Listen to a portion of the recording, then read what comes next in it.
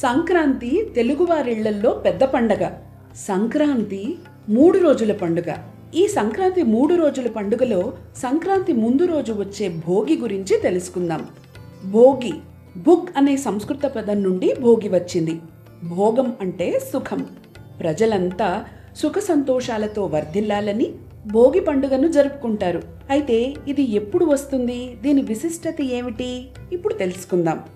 పురాణాల ప్రకారం శ్రీరంగనాథ స్వామిలో గోదాదేవి లీనమై భోగాన్ని పొందినది. దానికి సంకేతంగానే భోగి పండుగ ఆచరణలో వచ్చినట్లు పెద్దలు చెబుతారు.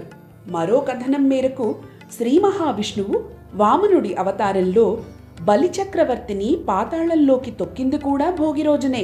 ఇంకోవైపు ఇంద్రుడి పొగరును అణచివేస్తూ గోవర్ధన పర్వతం ఎత్తిన పవిత్రమైన రోజు కూడా భోగి రోజే అని పెద్దలు చెబుతారు. అంతేకాదు, శాపవశంగా పరమేశ్వరుని వాహనమైన బసవన్నని భూమికి పంపించి రైతుల పాలిటి దైవము భూమికి దిగివచ్చిన రోజే భోగి రోజు. ఈ రోజు భోగి పండుగను జరుపుకుంటారు. శాస్త్రీయ కారణాల విషయానికొస్తే సూర్యుడు దక్షిణాయనం కాలంలో భూమికి దూరంగా ఉండటంతో ఉష్ణోగ్రతలు తగ్గి చలి తీవ్రత పెరుగుతుంది. ఈ చల్లని వాతావరణాన్ని తట్టుకునేందుకు, చలి బాధను తప్పించుకునేందుకు భోగి మంటలు వేస్తారు. భోగి మంటలలో ఆయురారోగ్యాలు కూడా మెండుగా ఉన్నాయి. జనవరి నెలలో చలి తీవ్రత ఎక్కువగా ఉంటుంది కాబట్టి సాధారణంగా చలి మంటలను వేసుకుంటారు. కానీ భోగి మంటలనేవి కేవలం చలి తీవ్రత నుంచి తప్పించుకునేందుకు మాత్రమే కాదు, ఆరోగ్య ప్రయోజనాల కోసం కూడా వేస్తారు. సంక్రాంతి పండక్కి సరిగ్గా నెల రోజుల ముందు ధనుర్మాసం ప్రారంభమవుతుంది.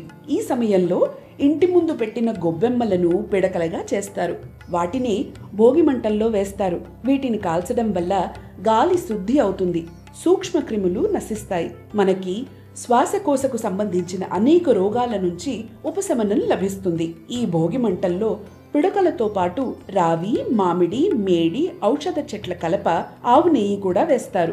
ఆవు నెయ్యి, ఆవు పిడకలను మంటల్లో వేయటం వల్ల శక్తివంతమైన గాలి విడుదలవుతుంది. అందుకే భోగి మంటలను ప్రతి పల్లెటూళ్లలోనూ విధిగా వేస్తారు. అంతేకాదు, ఊళ్ళో ఉండే వాళ్ళందరూ కూడా ఒక్కచోట ఐకమత్యంగా చేరి ఎంతగానో సంతోషిస్తూ ఈ భోగి పండగ జరుపుకుంటారు. అగ్నిదేవుణ్ణి ఆరాధిస్తూ వాయుదేవుడికి గౌరవం ఇచ్చినట్లయింది ఈ భోగి మంట. భోగి పండగ రోజున సాయంత్రం వేళలో బొమ్మల కొలువు నిర్వహిస్తారు. ఇదే రోజున చిన్నారుల తలపై భోగి పళ్లను పోస్తారు. ఇదే రోజున బదరీవనంలో శ్రీహరిని పిల్లాడిగా మార్చి దేవతలంతా బదరీ పళ్ళు అంటే రేగి పళ్లతో అభిషేకం చేశారుట. అవే కాలానుగుణంగా వచ్చిన మార్పులతో భోగి పళ్ళగా మారాయి. వీటితో పాటు పూలు, శనగలు కూడా కలిపి చిన్నారులపై వేయడం వల్ల వారు ఆయురారోగ్యాలతో వర్ధిల్లుతారని చాలా మంది నమ్మకం.